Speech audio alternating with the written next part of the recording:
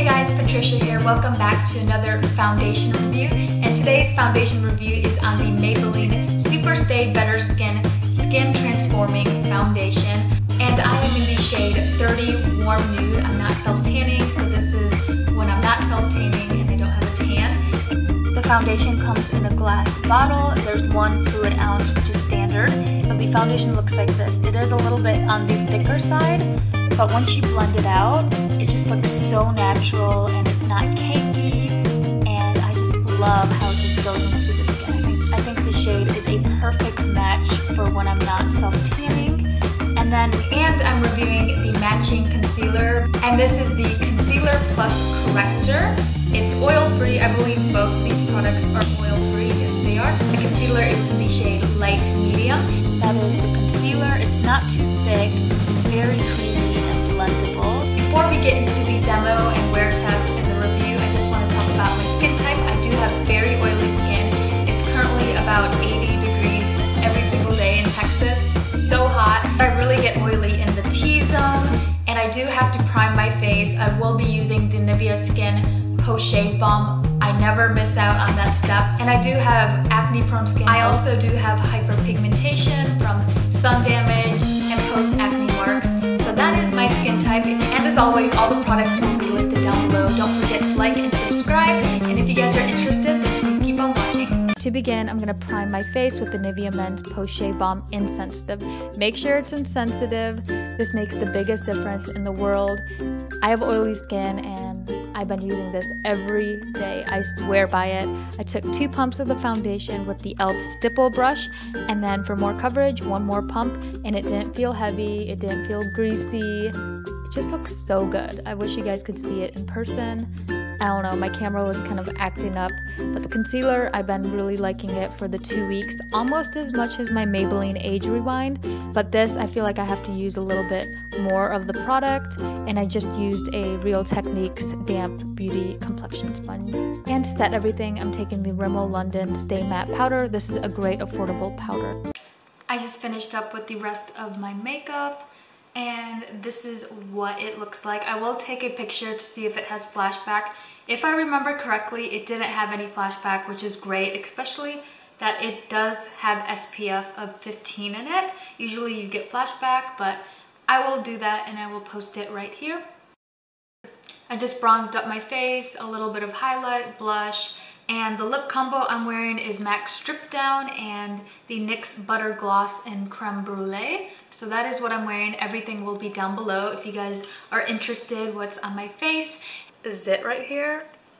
I don't want to pop it, but I think in the thumbnail I'm just gonna try to blur it out, but don't think I'm gonna be like blurring my whole face because I want you guys to see what this foundation looks like.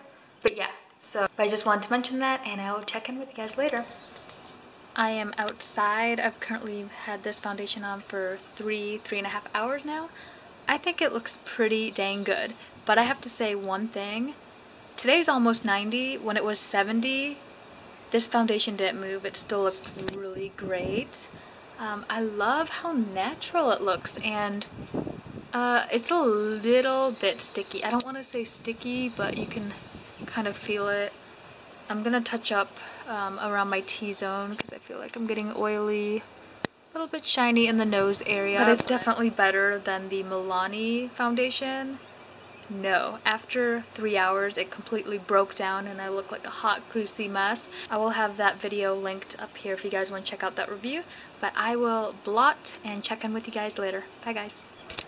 So it's been about 7.5 hours. I am looking very oily, so I'm gonna just blot my face, and this is the Clean and Clear blotting paper.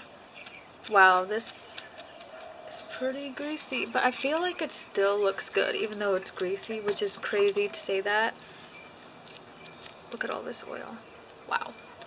Now when I used a setting spray after a finishing powder and my makeup, I felt like my makeup lasted a lot longer, but today is a very hot day, 90, so this is a lot better. I do have some highlighter, but I mean my blush and contour and everything is still staying on.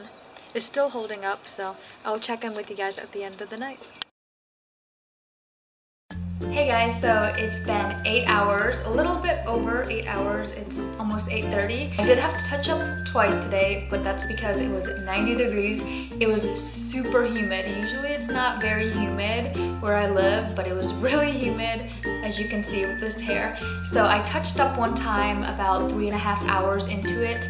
I noticed that my T-zone and my nose area was really oily. As you can see, it did break apart a little bit by my nose. I have some redness going on, and it just looks really healthy. I mean, sure, my blush and contour doesn't look that great. For 8 hours and being so humid and hot, it still looks really great, especially in person. I love how lightweight this is, but it still gives you medium to full coverage.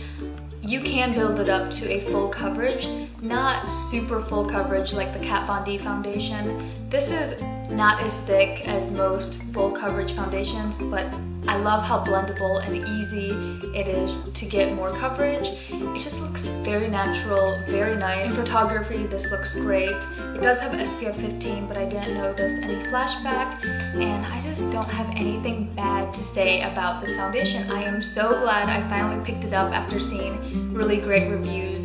I was kind of on the fence about it because it says better skin, and I was thinking it was going to be like a sheer kind of foundation. You know, just thinking this is one of those foundations that works great for like normal skin types, and you know, they don't have any flaws, imperfections. This does a great job of just covering up any imperfections but not masking them.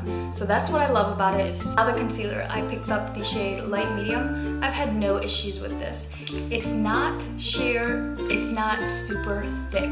So it's like right in the middle, and it's just very blendable. And in the tutorial, I didn't use anything underneath it. When I want more full coverage, I will go in with a thicker concealer and just a little bit of this, and it looks flawless. But every day I can just get away with this. Blends out wonderfully, no creasing underneath there. I just used the Rimmel Stay Matte Powder, and it still didn't crease.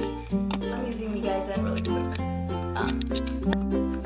But that is my review on the foundation and the concealer. I highly recommend it for any skin types. I have oily skin, and I feel like in the springtime, winter time, when it's like 75 and below, this is my to-go foundation. I just love it so much. But yeah, that is my thoughts on the foundation and concealer. I hope you guys found it helpful. Don't forget to subscribe and like, and everything will be down below in the description, so check that out. And I will see you guys in my next video. Bye guys.